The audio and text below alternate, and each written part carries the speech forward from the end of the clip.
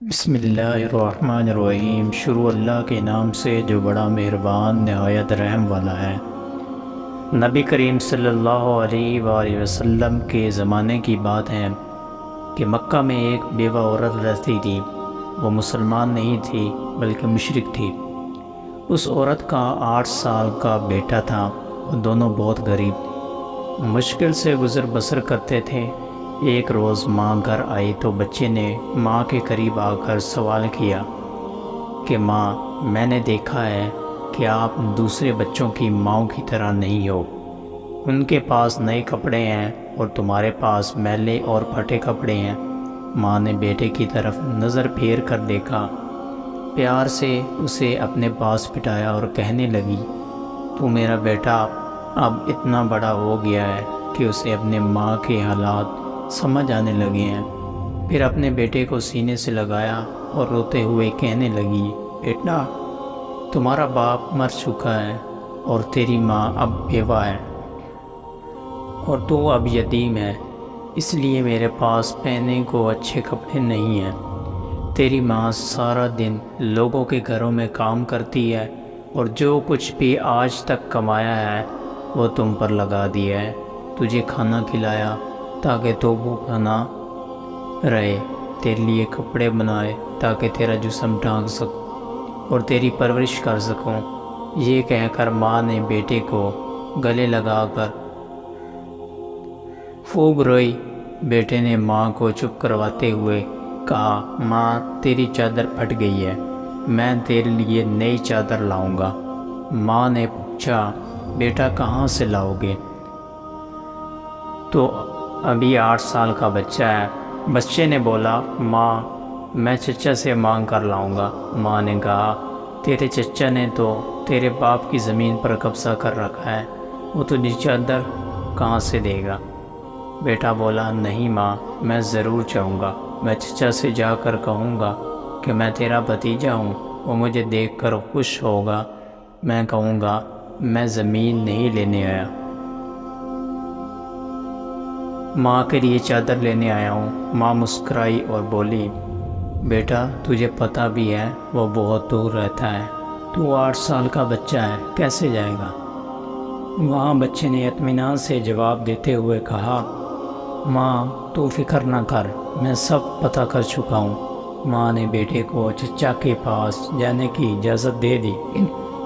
بیٹے کو نہلایا، صاف ستھرا لباس پہنایا، بال سنوارے، خوشبو لگائی اور چچا کی طرف روانہ کر دیا۔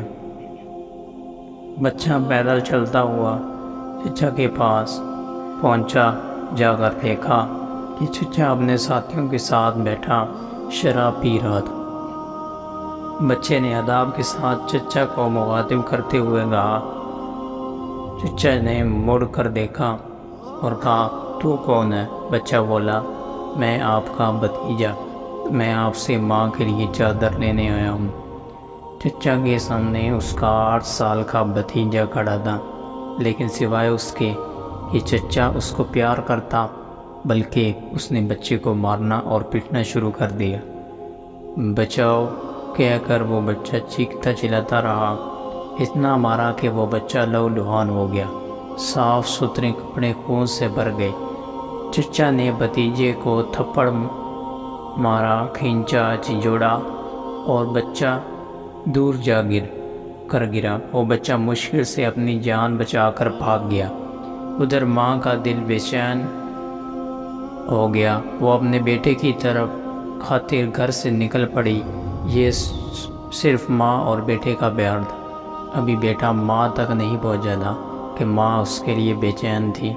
بچہ روتے ہوئے گھر جا رہا تھا کہ راستے میں ایک آدمی نے روکا اور پوچھا کہ یہ حال کیسے ہوا؟ بچے نے سارا ماجرا بتایا کہ میں چچا کے پاس ماں کے لیے چادر مانگنے گیا تھا اور چچا نے مجھے مارا۔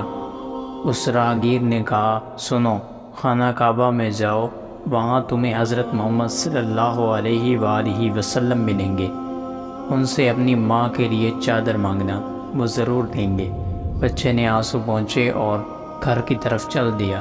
بچہ ماں کے پاس گیا تو بیٹے کو اس حالت میں دیکھ کر اس کی ماں بے حد روئی، اس سے گھر لے آئی اور گھر لے جا کر اسے نہلایا، خون صاف کیا اور زخموں پر مرہم لگایا اور کہا میں نے تجھے منع کیا تھا نا کہ چچا تجھے کبھی کچھ بھی نہیں دیں گے۔ بیٹے نے کہا ماں اب کسی اور کے پاس جانا ہے، اگر مجھے اجازت دو وہ مجھے ضرور چادر دیں گے۔ ماں نے کہا کون ہے بیٹا؟ بولا حضرت محمد صلی اللہ علیہ وآلہ وسلم۔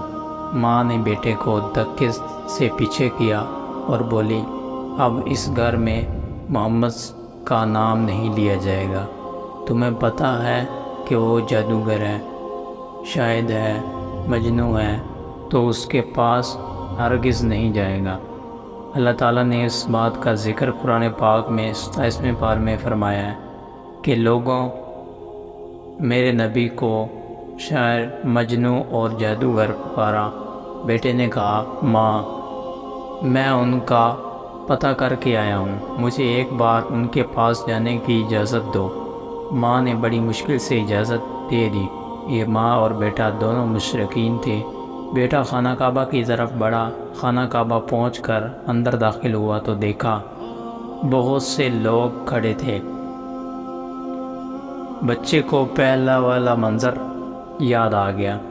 بچے کی ہمت نہ ہوئی کہ کسی سے پوچھے کہ محمد صلی اللہ علیہ وآلہ وسلم کون ہے۔